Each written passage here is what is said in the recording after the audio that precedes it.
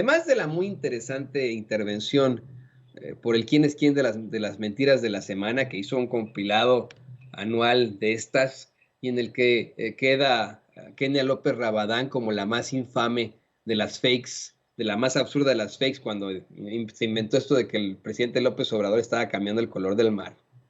Y pone a Marieto Ponce y a Chumel Torres como dos petardazos, dos pendejazos casi casi dice, ¿no? Dos pendejazos que como no tienen argumentos, no tienen cerebro, utilizan puros mensajes de odio. Creo que llama mucho la atención la participación de nuestro compañero y amigo Carlos Pozos, Lord Molécula, quien, usted lo sabe, en efecto es extremadamente controvertido y generalmente causa mucho escozor en los sisiriscos de los conservadores, quienes, bueno, hasta lo ponen en sketches y etcétera, ¿no? En primer lugar, Carlos Pozos, Lord Molécula, le regala al presidente y lo da a conocer ahí en la mañanera, ¿no?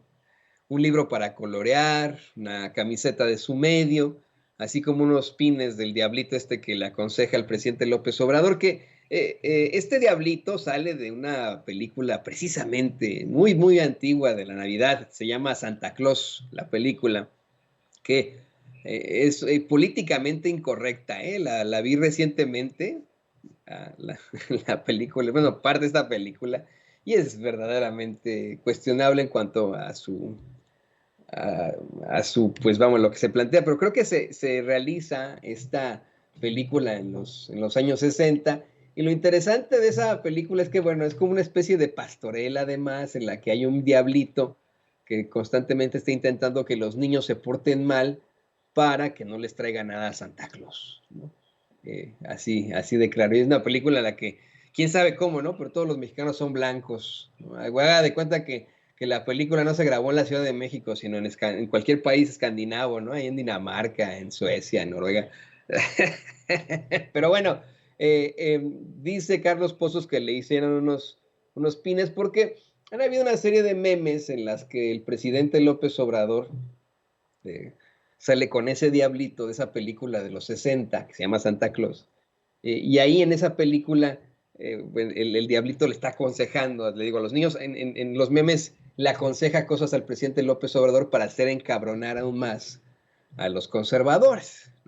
Entonces, bueno, le regala ese diablito y una agenda que dice feliz AMLO nuevo, ¿no? Algo que, insisto, esto es solamente de color, ¿no? Esto se lo planteamos de color, claramente ahí en la mañanera, pero es lo que causa un escozor absoluto en los sisiriscos de los conservadores. Cada vez que ocurre esto, se arden tanto que yo siempre, siempre se los recomiendo que a lo mejor y pueden tomar un vuelo a la ciudad de Chicago, que hoy está muy nevada, y pues simple y sencillamente lo que pueden hacer para quitarse ese escozor y ese ardor en sus sisiriscos es sentarse en la nieve, ¿no?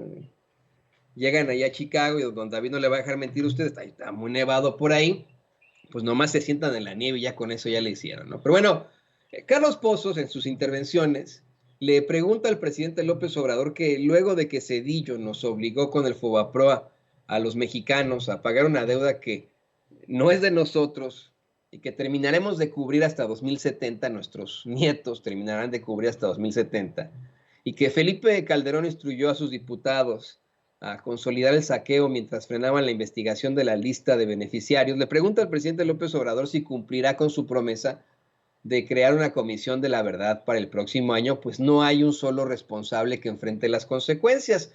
Y el presidente, bueno, como siempre, dio una respuesta muy a fondo sobre esto, con mucho contexto histórico. Comentó que es un asunto bastante conocido, que en efecto hubo un cambio de gobierno, que terminó Salinas, entra Cedillo y se desata una crisis económica en la transición, que ambos echan la culpa, pero pues que el caso fue que tras esta crisis optan por rescatar a los bancos y a las grandes empresas en lugar de rescatar al pueblo. Y que Cedillo convierte, ya lo sabe usted perfectamente, las deudas privadas en deuda pública.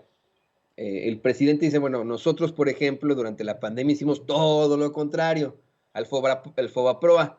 Nosotros apoyamos a los de abajo, evitamos endeudar a México, impidiendo así una crisis de consumo. Pero, pues el Fobaproa, dice López Obrador, fue un atraco y todo se hizo en complicidad con el PAN.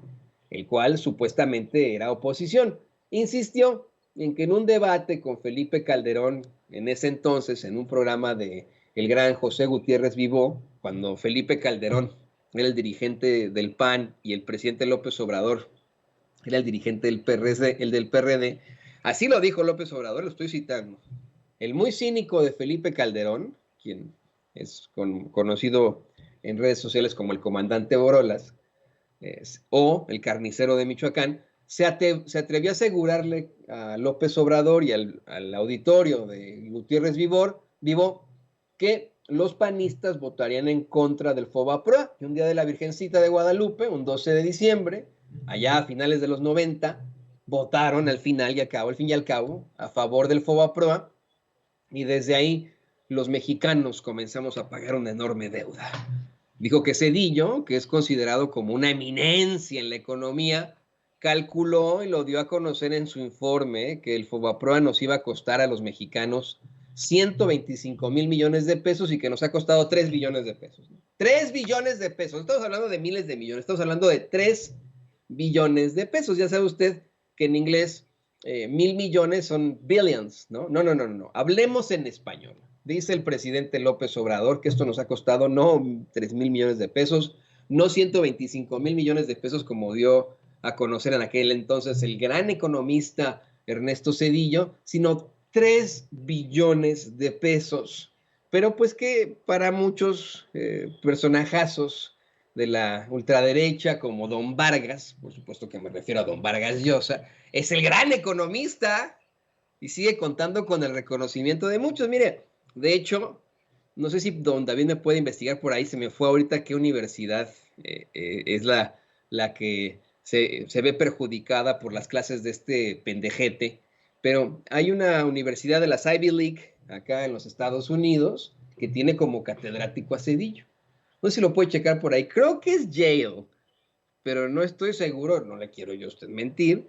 El presidente se burla, ¿no? De cómo es que ponen a Zedillo siempre como el gran economista, el tecnócrata que México y el mundo necesitaba, cuando pues ni hacer cuentas sabe, y endeudó al país de una manera terrible.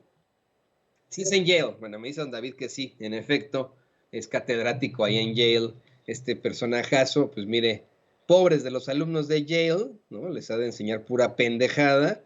Mejor saquen su calculadora, chavos. No permitan que este cuate les enseñe a multiplicar como, como lo hacen los Storybots. Ah, esa es una serie muy bonita que acaban de sacar ahí para niños. Se llama Storybots. Híjole, muy bonita ahí, ¿no? Bueno, ahí sí les enseñan a multiplicar, pero al parecer, bueno, pues no, Zedillo no tuvo la oportunidad de aprender bien cómo multiplicar, cómo sumar, nada de matemática, que es absolutamente fundamental, obviamente, para la economía.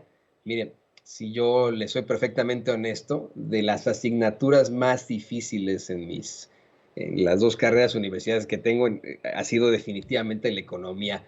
Llevamos economía tanto en derecho como en periodismo, y híjole, se me hace que son las carreras, las asignaturas más difíciles que no cualquiera puede cursar, ¿no? Bueno, pues ahí dicen que Zedillo es el gran economista que México necesitaba y es exhibido por no serlo, no serlo.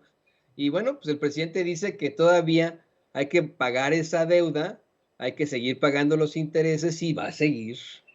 Va a llevarnos un gran tiempo los mexicanos, a nuestros hijos, a nuestros nietos, pagar esa deuda, pero pues que ya entró al mercado financiero como bonos, la deuda, y nos generaría un conflicto mayor como país el no querer reconocer la deuda. Hay muchos países que optan por eso y saben que yo no lo pago y se acabó, ¿no?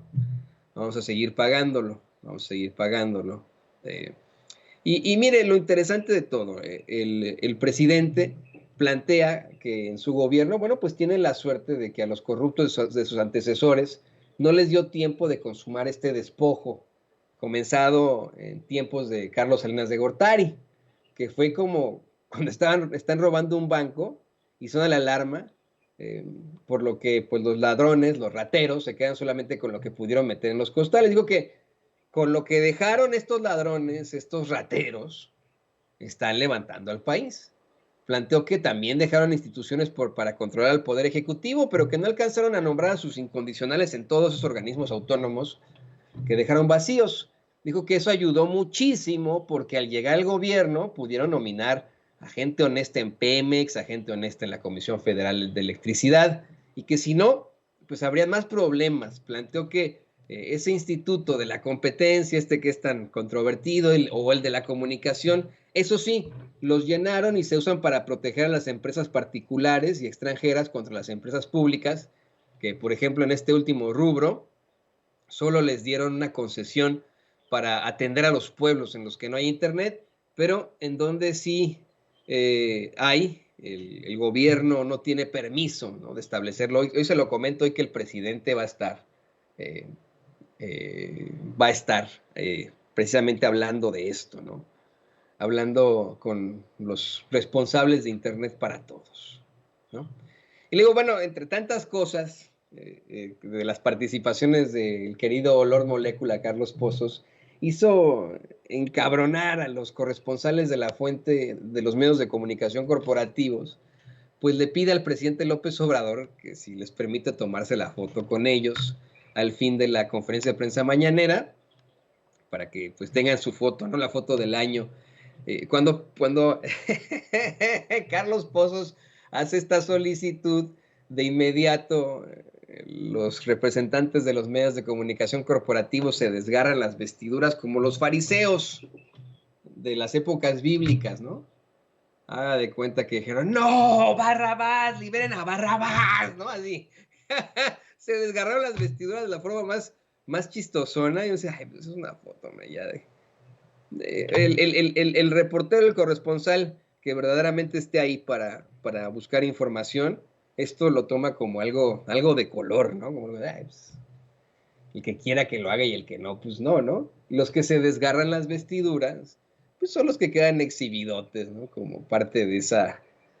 Miren, nos llaman a nosotros serviles, ¿no? A nosotros aquí en Sin Censura, paleros y etcétera. Imagínense, nosotros que ejercemos una ideología y que está completamente, que es completamente legítimo que como periodistas podamos tener nuestras propias ideologías, nuestros propios planteamientos, si no hay dinero de por medio como existe en los medios de comunicación corporativos, ¿no? Nos llaman a nosotros paleros, serviles, pero imagínense, ¿no? Lo que es enojarse de algo porque se enoja el patrón también. Eso sí, si usted me lo pregunta, pues eso es ser más servil que nada, ¿no? Pero bueno, le pido a don David que nos grabe